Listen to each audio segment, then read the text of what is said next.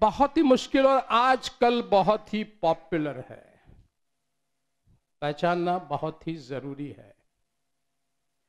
यह है obsessive love. देखिए, प्यार और ऑब्सेशन, उसको समझने में अक्सर लोग गलतियां कर जाते हैं। Obsession is not love. एक बार आपके साथ प्यार हो गया, फिर क्या करता है?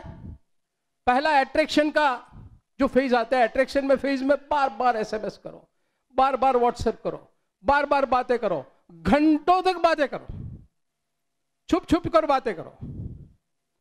दूसरा क्या होता है? गिफ्ट भेजो। पहले दिन ये गिफ्ट, दूसरे दिन ये गिफ्ट, तीसरे दिन ये गिफ्ट। यानी ऑब्सेसिव लवर अपने प्यार को खरीदना चाहता है। देखिए, आप अगर आपको प्यार हुआ और किसी ने एक गिफ्ट दे दी तो सही बात है, लेकिन बार बार वो गिफ्ट देता रहता है तो चौंकना जरा कि ये ऑब्सेस्ड लवर है। फिर क्या है? उसके बाद जो आता है वो एंजाइटी, चिंता का फेज आता है, जिसमें ऑब्सेसिव लवर को ऐसा लगता है कि ये कहीं मुझे छोड़ देगी या छोड़ देगा तो क्या होगा, तो ये छोड़ न दे। इसलिए क्या किया जाए? उस पर वॉच रखी जाए, जासूसी रखी जाए। फिर पाबंदी लगाते हैं, इसके साथ तुझे बोलना है, उसके साथ तुझे नहीं बोलना है। लड़कों से किस तरह से बात करनी वो तुझे नहीं आती है।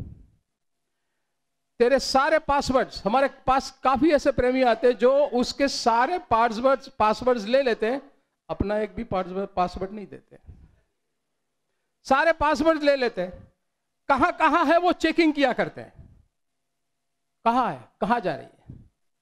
प्रेम मालिकियत में बदल जाता है। देयर इज ए पोजीशन, अब मैं इसे कहीं जाने नहीं दूंगा। और इस पोजीशन में वो क्या है? प्यार इतना बढ़ जाता है कि प्यार में व्यक्ति घुटन सी महसूस करता है और इसमें से निकलना चाहता है। जो नॉन ऑब्सेसिव लवर है वो उसमें से निकलना चाहता है। तो ऑब्सेसिव लवर क्या कहता है पता है? मैं आत्महत्या कर दूंगी या कर दूंगा। इमोशनल ब्लैकमेलिंग इसमें शुरू होता है, आत्महत्या करने का। और फिर प्यार इसी वजह से टिका रहता है। लड़की कहीं ये कहती है कि मैं अगर उसे छोड़ दूंगी तो वो आत्महत्या करने लगेगा। हम कहते हैं भाई छोड़ दो, कोई आत्महत्या नहीं करेगा। तुम छोड़ दोगी तो वो दूसरी लड़की से प्यार करेगा, क्योंकि मैं ना कोई पागल, ना कोई आवारा, ना कोई दीवाना, मैं तो हूं सबसे बड़ा सयाना।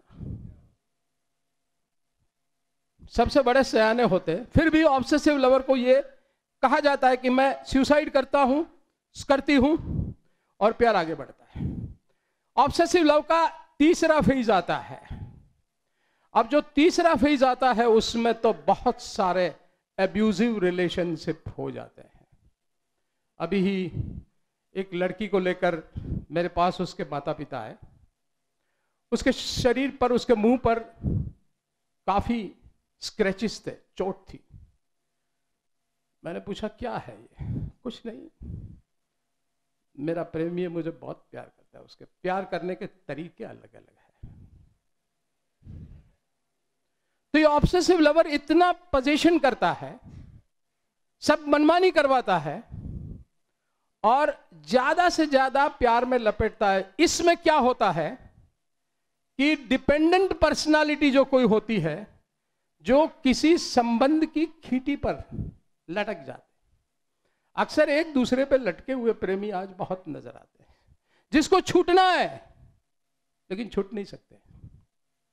कहते हैं ये क्या करूं मैं। कई ऐसे युवक युवतियां मेरे पास आते हैं कि मैं प्यार कर रहा हूं, कर रही हूं, मुझे इसमें से बाहर आना है, लेकिन रह नहीं सकते, क्योंकि एक आदत सी हो जाती है जिसमें रोज बातें होती है, तो वक्त होता है तो याद आता है कि फोन पर बात नहीं हुई, बार बार एसएमएस चेक करते हैं, फेसबुक स्टेटस चेक करते हैं, लाइक्स डिसलाइक्स चेक करते हैं, तो इसमें से छूट नहीं सकते। और फाइनल क्या तबक्का आता है इसमें होकर, जैसे ये लड़की आई, उसने पूरी अपनी एब्यूजिव स्टोरी सुनाई कि किस तरह से वो उसे एब्यूज कर रहा है। और मैंने पूछा प्यार क्यों कर रही हो? उसने बोला पता नहीं है, लेकिन छोड़ नहीं सकती हो। इसलिए कर रहे हो। और वो मेरे पीछे पड़ा है, पुलिस की धमकी देता है, ऐसा करता है, ये कर रहा है, बार बार ईमेल कर रहा है, बार बार मैसेजेस कर रहा है, माता पिता को ये करने की धमकी देता है, इसलिए प्यार चलता है। फोर्थ फेज में क्या होता है, ऑब्सेसिव, जो नॉन ऑब्सेसिव लवर है वो उसको छोड़ देता है कि अब मैं ये संबंध में नहीं रह सकूंगी। तो जो ऑब्सेसिव लवर होता है वो क्या करता है, डिप्रेशन में चला जाता है, नशा करने लगता है, कोई दारू पीने लगते हैं, देवदास बन जाते हैं। नशा आज बहुत कॉमन है। ये डिपेंडेंट, ये ऑब्सेसिव लव है। तो प्रेम और ऑब्सेशन, इसको आप जरूर पहचानिए। सोशल मीडिया के इस जमाने में आपको काफी ऑब्सेसिव लवर्स मिलेंगे। आपको ऐसा लगेगा कि मेरे लिए ये कुछ भी कर सकता है, मेरे लिए ये जंप भी कर सकता है, और सही में अगर आप कहो कि ये तीसरी मंजिल से कूद जाओ तो वो कूद भी जाएगा। लेकिन ये प्यार नहीं है। Obsession is not allowed.